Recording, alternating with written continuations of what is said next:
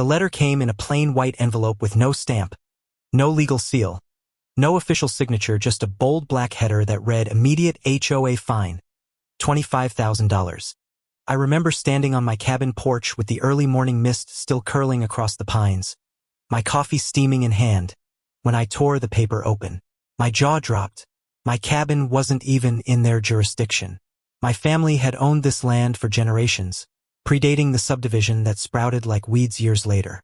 Yet here was a self-declared ruling, signed by President Karen D. Whitmore, demanding $25,000 for unapproved modifications, non-compliance with HOA architectural standards, and unauthorized land development.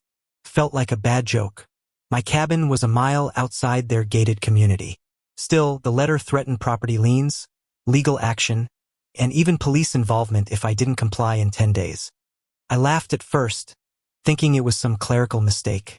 But the laughter froze when I saw the final line written in all caps. Failure to pay will result in court action and public foreclosure. Karen wasn't a stranger. Everyone in the county knew her loud, heavyset, always marching around with binders of HOA codes like they were holy scripture. She thrived on making people squirm, terrorizing families with fines over mailbox paint colors or holiday decorations. But this was different. This was extortion.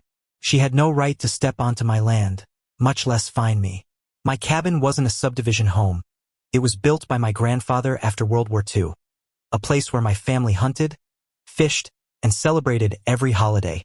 And now she wanted to steal that history under the disguise of HOA authority? At first, I considered ignoring her, tossing the letter into the fire pit and carrying on. But something in my gut told me this was more than paper bullying. So I drove into town, to the county records office, and asked for a map overlay of HOA jurisdiction lines. Sure enough, my property was shaded green. There's a pale yellow. A clear, thick black boundary line split them apart. I asked the clerk, an old-timer named Mr. Blake, if they'd ever tried this stunt before. He sighed, shook his head, and muttered, "Karen's board thinks the law bends if they shout loud enough." He handed me copies of the maps stamped with the county seal. "You're clean. They don't have a leg to stand on." I went home ready to confront her nonsense with facts. But before I could even draft my reply, I came back from fishing to find a wooden stake hammered into my driveway with a laminated notice. It screamed in red letters, "Property subject to HOA lien. Trespassers will be removed." My blood boiled. She hadn't even waited for a response. She was escalating. I knew then that ignoring her wasn't an option. That night, I printed every legal document I had: deeds, grants, survey maps. I even dug up my grandfather's original land grant from the 1940s, yellowed and fragile but still valid. Karen thought she was playing with a scared homeowner who would cave at the sight of official-looking paper.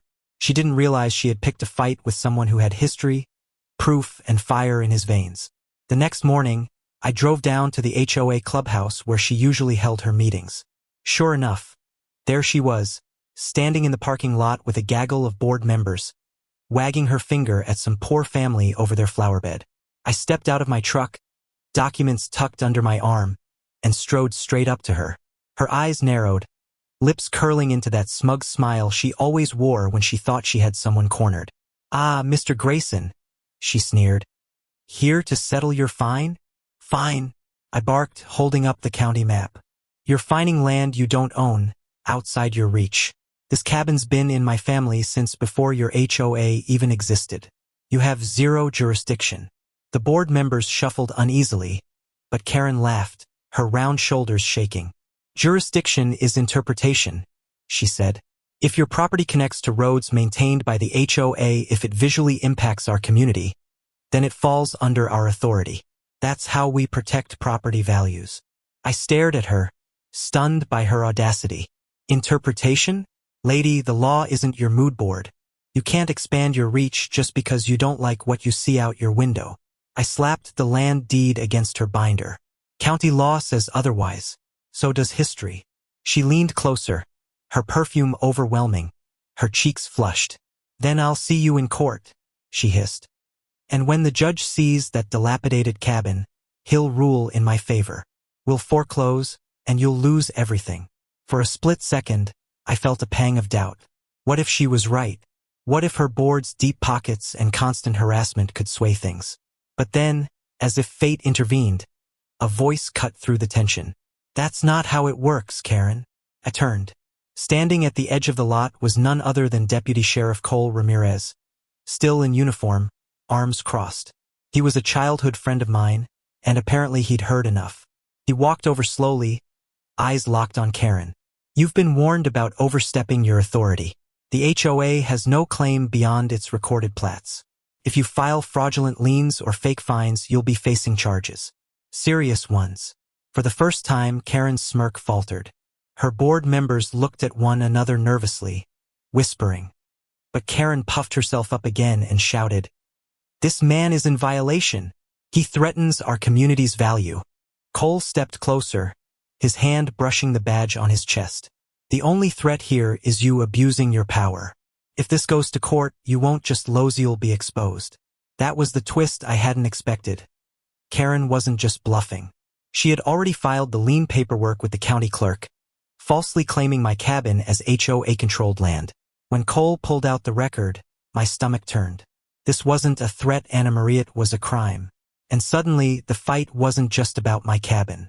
It was about justice, about every family she had ever bullied, about exposing the rot that spread through her board. I walked back to my truck that day with a storm raging in my chest. Karen thought she could write her own laws, but now she had picked the wrong target. If she wanted a courtroom showdown, I would bring more than documents. I would bring the truth, the law, and every victim of her reign of terror. And this time, she wouldn't walk away with just a slap on the wrist.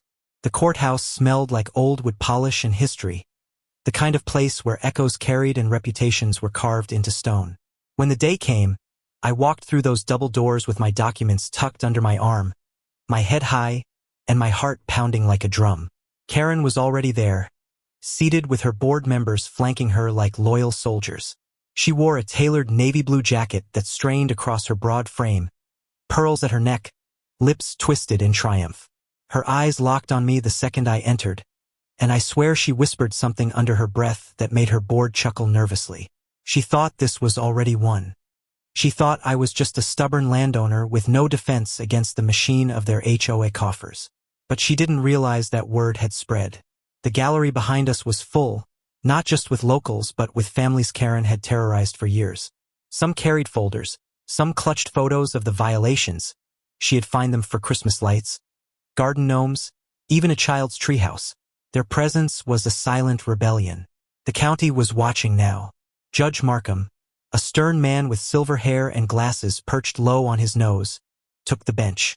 He scanned the room, then called the case. Karen's lawyer, a slick man in a gray suit, launched into his opening statement, talking about community standards, visual harmony, and the supposed right of an HOA to extend its authority to preserve neighborhood value. He pointed at me and declared my cabin an eyesore, a dilapidated structure lowering property values. My fists clenched. My cabin was no mansion, but it was solid, cared for, and rich in history. It wasn't about values, it was about greed. When my turn came, I rose slowly, my voice steady but burning with emotion. I handed the judge the stamped county maps, the land deed, my grandfather's grant. "Your Honor," I said, "this cabin is not under the HOA's reach. Their attempt to fine me $25,000 isn't just harassment, it's fraud. And here's proof that the president of the HOA filed false lien paperwork with the county office." I gestured toward the records Deputy Cole had provided. The room buzzed. Karen shifted uncomfortably, her pearl necklace catching the light. The judge studied the documents in silence, then peered over his glasses. "Mrs. Whitmore," he said slowly, "these filings you submitted to the clerk, did you authorize them?" Karen stood, her smile painted back on. "Your Honor, our interpretation of jurisdiction allows us—" The gavel cracked like thunder. "Answer the question, Mrs. Whitmore. Did you, or did you not knowingly file claims on property outside your HOA's jurisdiction?" For the first time, her voice wavered. I acted in the interest of community integrity. The property impacts," the judge cut her off, his tone like a blade. "This is not about your interpretation of aesthetics. This is about law. And by the documents presented here, your HOA has engaged in fraudulent filings. That is a felony offense. Gasps filled the courtroom. One of her board members buried his face in his hands. Another whispered furiously into her ear, but she jerked away, sweat breaking along her hairline. But that wasn't the only surprise. From the back row, a man in a beige suit stood up. He introduced himself as an attorney representing a group of homeowners who had long suspected the board of misusing funds and fabricating fines. He had affidavits, bank statements, and testimony. It turned out Karen hadn't just tried to steal from Mesh, been running the entire HOA like a personal piggy bank for years. The courtroom erupted in murmurs, some shocked, some relieved. The judge raised his hand for silence, but I could see the tide had turned. Karen wasn't untouchable anymore. She was exposed. Then came the most dramatic moment of all. The county clerk himself entered with a box of records. He had been subpoenaed to produce the full history of HOA filings. He testified that several liens were falsified with forged signatures, some on properties that never even fell under HOA lines. Each revelation landed like a hammer. With every paper pulled, Karen's face drained of color until she looked pale, deflated, her arrogance shriveling in real time. By the afternoon recess, her lawyer was whispering frantically, but she sat motionless, staring straight ahead as if trying to will herself out of existence. When the judge returned to the bench, his ruling was swift and merciless. The HOA has exceeded its authority, falsified legal documents, and committed fraud against county citizens. Effective immediately, all fines levied under these fraudulent actions are null and void. The board will be subject to a full criminal investigation, and Mrs. Whitmore, you will answer for your role in these crimes. The gavel struck again. It was done. The gallery exploded cheers, clapping, even tears. Families hugged one another. Neighbors shook my hand. For the first time in years, people weren't afraid. They had witnessed the collapse of tyranny in broad daylight. Karen, once so towering in her arrogance, was escorted out of the courtroom by deputies, her wrists bound in cuffs.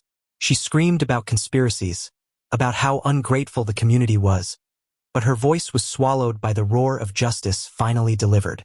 Outside the courthouse, reporters swarmed. Cameras flashed, microphones thrust toward me. One asked how it felt to take down a board that had dominated the community for so long. I looked into the lens and said, this wasn't about me. It was about every family who deserved peace in their own home, free from bullying and fraud. No one should fear losing their house to lies. Today was about the truth winning, and truth did win. Within weeks, the investigation deepened. State auditors uncovered missing funds, kickback schemes with contractors, even hush payments to silence dissenting board members. Karen's empire crumbled piece by piece. She lost her position, her wealth, and her reputation. By the time her trial rolled around, she was no longer feared, she was pitted, a fallen tyrant whose greed had destroyed everything she thought she controlled. Meanwhile, the community was reborn. Without the oppressive grip of Karen's board, neighbors began to speak freely, to gather, to reclaim their sense of belonging. Some proposed forming a new association, transparent, fair, with rotating leadership and no ability to bully. Others suggested disbanding the HOA altogether. Whatever the future held, one thing was certain. Karen would never again darken their doorsteps with threats and fines. As for me, I returned to my cabin in the woods, the same porch where I'd first opened that ridiculous envelope. I looked out across the trees, the land my grandfather had entrusted to us, and I felt a peace deeper than I had known in years. We had stood up to corruption, and we had won. Sometimes justice takes time. Sometimes it requires courage, risk, and a willingness to be the first one to shout enough. But when it comes like thunder, shaking the ground and cleansing the air. So if you're reading this, ask yourself, if someone like Karen came after your home, your peace, your family, would you fight back? Would you stand? Or would you let fear win? I know where I stand, and I hope you'll share where you stand. Too, was I right to fight fire with fire, or should I have handled it differently?